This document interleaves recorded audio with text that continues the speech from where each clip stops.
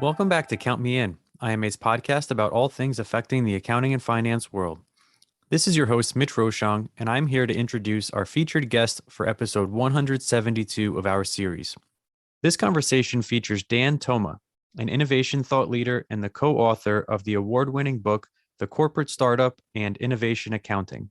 He joined Count Me In to talk about elements of the book, specifically the importance of the people in the organization and further defining innovation accounting.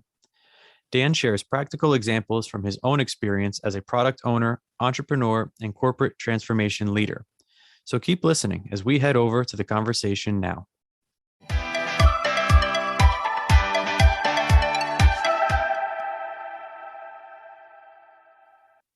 So Dan, as you know, something that companies have always done is look at their employees as assets. And many times when there's a financial crisis, the first step is let's cut half the staff and move forward. But with the ever-changing times of business and acceptability, that's not acceptable anymore. And so as businesses grow, they're encouraged to grow the value of their assets. And the same approach probably should be taken toward people. What benefit do you see that in the workplace? Right. What should I say? I mean, you walk in those corporate buildings, you work into various offices, and you see slogans on the wall. Employees are our biggest asset on all that stuff, right? But when you go and look in the financial records, you actually end up seeing the fact that employees are listed as cost, as liability, because they have obviously a salary attached to them, right? Yes, it would be great to have more companies think of their employees as real assets beyond the slogan, beyond the mottos, if you want, and start investing in them. If they will start treating people as assets, they will obviously start investing and nurturing their skills. Care about their mental well-being, do all these things that you would normally do to an asset. Like if you have a truck, you are going to wash it and change the oil and put the best parts in it. But if you have a UX designer or if you have a great HR person, how do you make sure that you actually treat that particular individual as an asset? But there are actually companies that do that, and these companies are football clubs and in general sports franchises. They have their players listed as assets.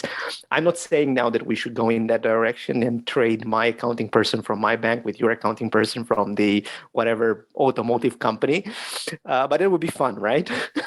So yeah, in general, the benefits will obviously go towards the employees themselves. Like they will have the most to benefit from, and obviously by them being treated as assets, the company will obviously benefit. But I think short term, the benefit will be with the employees. Later, the benefit will come to the company as a result of the employees being regarded as assets.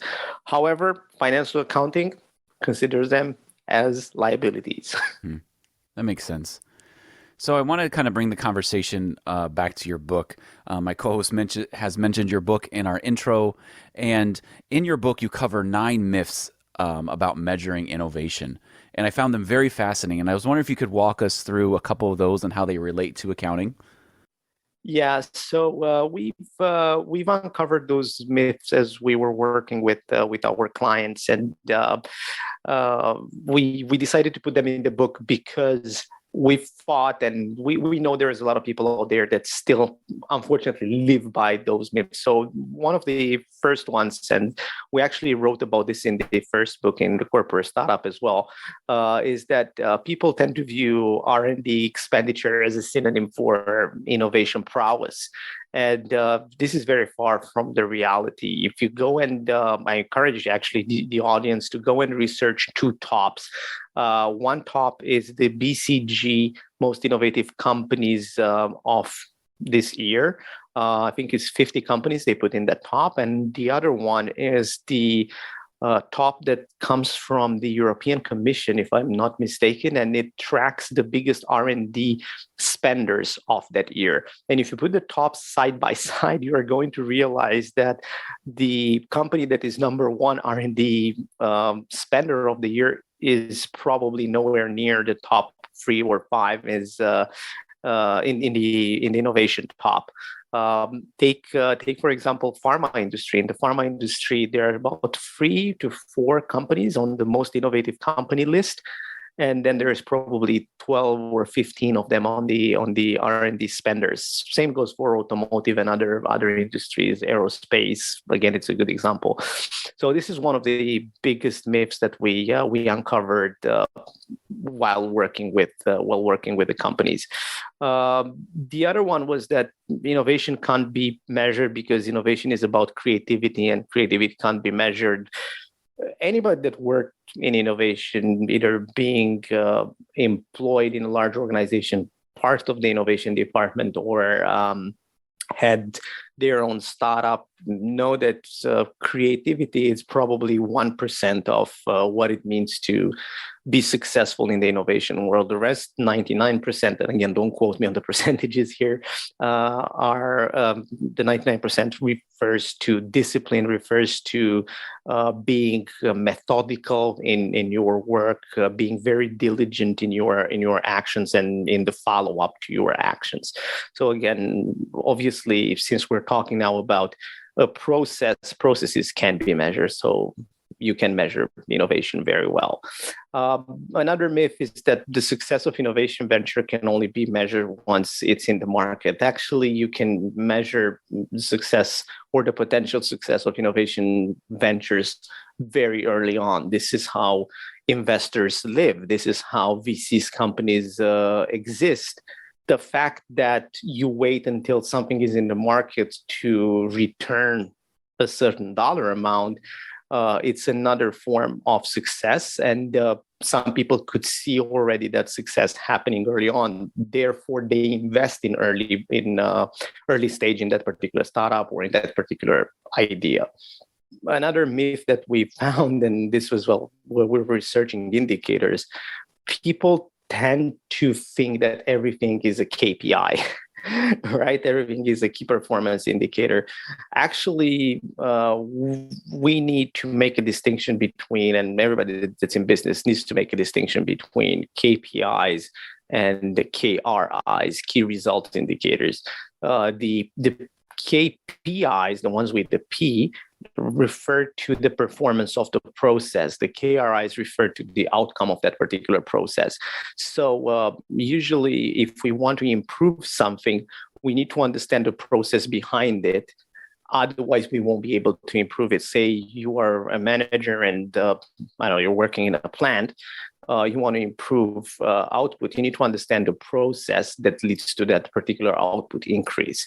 If you are working in a bank and you want to increase revenue, that's great, but there are many ways for you to increase revenue. For once, you can just sell the building.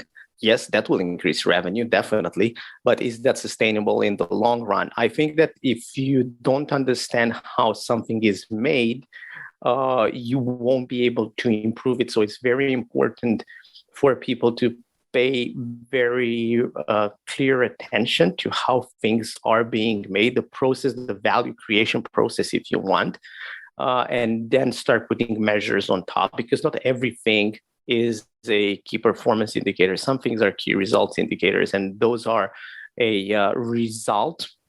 I'm repeating myself here. That's a result of a process. Obviously, we uncovered other things as well, like all innovation measurements work successfully for any type of innovation. Again, that's very far from the truth, because depending on the innovation you are doing, you need to adjust the form of indicators you put on top. If you're doing more sustainable innovation, continuous improvement, different indicators are needed than in the case of an organization that does more disruptive stuff. The indicators need to fit the purpose, and the purpose is to improve something, right? I measure it in order to improve it. I can't just copy the homework from the company across the street. And again, I can't copy it from one industry to the other. Those need to speak to my reality. Those need to speak to my context and to my circumstances. This is why it's very important to, first of all, define what you want to measure and why you want to measure that before you put indicators on top. And obviously, these were just like, I don't know, let's see, half of the myths we uncovered in the book. I would encourage people to pick up the book and find the other myths by themselves. These are the ones that are probably the closest to my heart. Thanks so much for that, covering those myths for us. And I wanted to kind of help our audience kind of see where you were going. This podcast is for all things affecting, it touches all things affecting the accounting and finance world.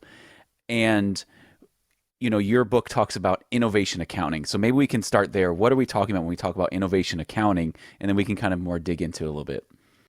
Sure. My pleasure. Just so you know, topic that I had my lowest grade in the MBA was accounting, finance and accounting. So yes, I am. I think I'm in a great position to write the book that's called Innovation Accounting. That recommends me. The idea of innovation accounting, again, it's not to replace standard or financial accounting in any way. The idea of innovation accounting is to build a system that's fit for purpose. And that purpose is to measure progress and to measure results in environments that are high on uncertainty and environments that are, let's say, more volatile than the standard core business, plus environments where there are no financial metrics to go by. What do I mean by that?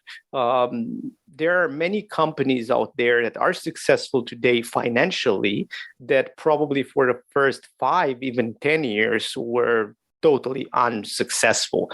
However, there were investors that were willing to bet on those. Tesla is one example. Netflix, again, another example. Amazon, it's a very known example of a company that wasn't profitable for, I think, at least 5 years. However, their valuation was through the roof. So with innovation accounting, we're essentially proposing a complementary set of metrics to the financial ones that are to be used in the absence of financial metrics or in the absence of financial results. Those metrics are designed to prove to investors, to prove to decision makers that, yes, this particular venture should be considered for growth in the future. You should nurture that. You should invest in that further because there is a gold pot waiting on you 6 months down the line, 5 years down the line, 2 years down the line. So basically, it takes the guessing out of investing in risky ventures. And again, it's there to complement financial accounting. We're not proposing a different set of indicators. We're not proposing to scrap the accounting books. We are proposing that actually accountants and innovators work together for the greater good of those particular ideas, be it startup ideas or be it ideas within an existing organization. There is a research by a professor at New York University, Baruch Lev, and he studied the way investors take decisions whenever they invest in companies listed at the stock exchange. And he analyzed data for, I think, 20 years. 10 at least, if not 20. And he concluded that as the years have gone by, the use of financial information for investors as a meaningful way of predicting a company's future has gone down. If 1 in 3 decisions were being taken based on financial results in the 90s, I think now it's 1 in 10 being taken solely on financial performance. So now investors are looking at alternative sources of information when they want to place those bets at the stock exchange. Yes, some of them actually go to Twitter and see what that particular CEO tweeted about. I'm not saying that's not a good thing to do, but that's probably further from the science than other methods are. So this is why we encourage organizations to adopt a system that's able to present to investors, but also internally, the picture of growth over the coming future. again, in the absence of financial results, we're talking about what's going on in your R&D lab. Should you discontinue that? How many ideas from that particular innovation hub can you count on to drive growth in the near future? How does your portfolio distribution look like? Are you heading to a Kodak moment, right? Are you heading to becoming disruptive in the near future? Are you diverse enough to go through something like COVID that was totally unexpected? Talking about COVID, it was very funny because just at the beginning of it, Zoom's valuation was equal to the valuation of all US-based airline companies. Just to get an idea, get a sense of how COVID changed everything.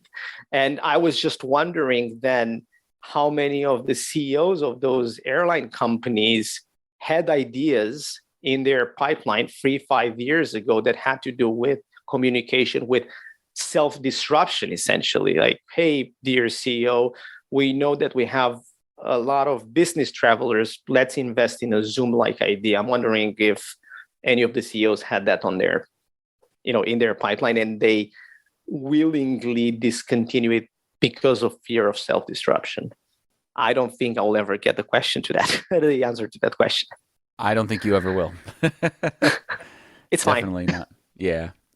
So as I'm thinking about, what you've been saying, the examples you gave of where that applies are very applicable to many businesses.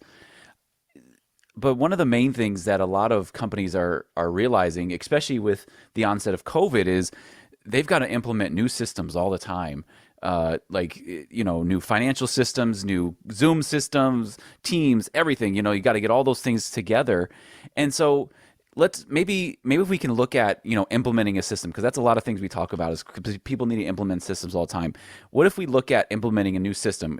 Obviously it looks different from company to company, but if we look at the principles that you laid out for innovation accounting, do you think that you could apply that to implementing a new system? Obviously there are the financial aspect of it, and the accountants will take care of that. How much does it cost? But there's other intangibles that I think your principles kind of help out with.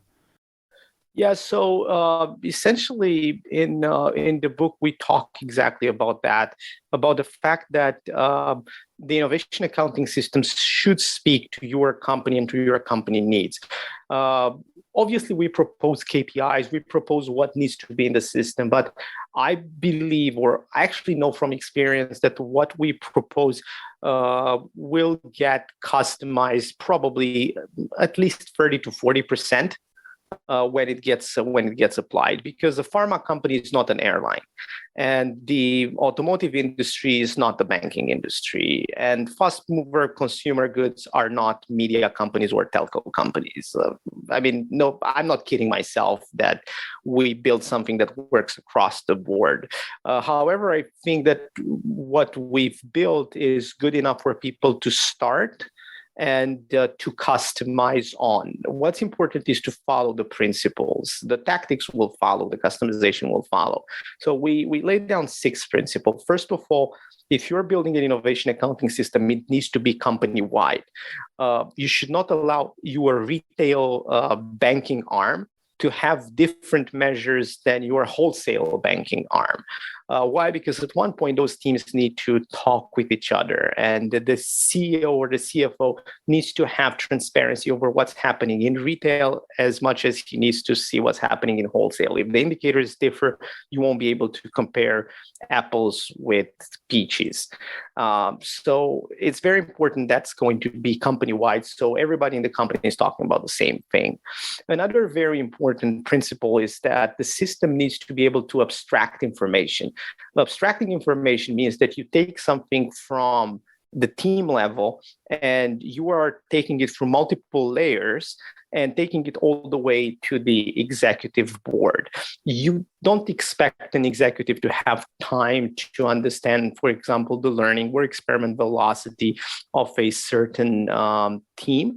However, they will understand cost of innovation, or they will understand time to market, or they will understand average conversion rate of your innovation practice. This is done through abstraction. Plus, abstraction offers another benefit. It forces you to only track indicators that are connected to other indicators. Because otherwise, if you just track this one indicator and it doesn't do anything but just show you a number and it's not actionable and doesn't inform any other layer of the organization, it doesn't have any impact downstream, better not track it. So abstraction is probably, or at least the one that is the closest to my heart. The third principle will have to be around surfacing intangible assets. The innovation accounting system needs to surface those assets, such as culture, such as skill, such as process. Again, we started the conversation talking about skills and talking about upskilling people and treating them like assets. Innovation accounting, an innovation accounting system should be able to do exactly that. Another thing, and again, ties back to our previous question. An innovation accounting system needs to highlight the risk of disruption the company is under. It needs to be there flashing that red light. Guys, we only have this core banking product and we're only living off that. Yes, we can milk that cow for I don't know how long, but let's not kid ourselves and be honest and say we only have that one cash cow and there's nothing else in the pipeline. And in case people will stop using credit cards tomorrow, we are screwed. In case people will stop flying for business tomorrow, we are screwed, right? That's the role of the innovation accounting system, to be there to warn people or at least make people pay attention to the fact that disruption might happen. Nobody's saying when it will happen or what form it will take, and even if your company will be affected, but at least have that warning sign there that's flashing. Hey, you have to do something about it. Obviously, another important principle is that the innovation accounting system needs to help you improve the innovation system. Every company has an innovation system, has processes, has a real governance on it. If you are using or thinking about deploying an innovation accounting system, that particular outcomes, that particular insight from the innovation accounting system needs to inform how you're going to go about improving your innovation system, be it by upskilling people or hiring other people or focusing in one area and not in the other, or deciding to go only for open innovation programs rather than internal innovation, whatever it's going to end up being.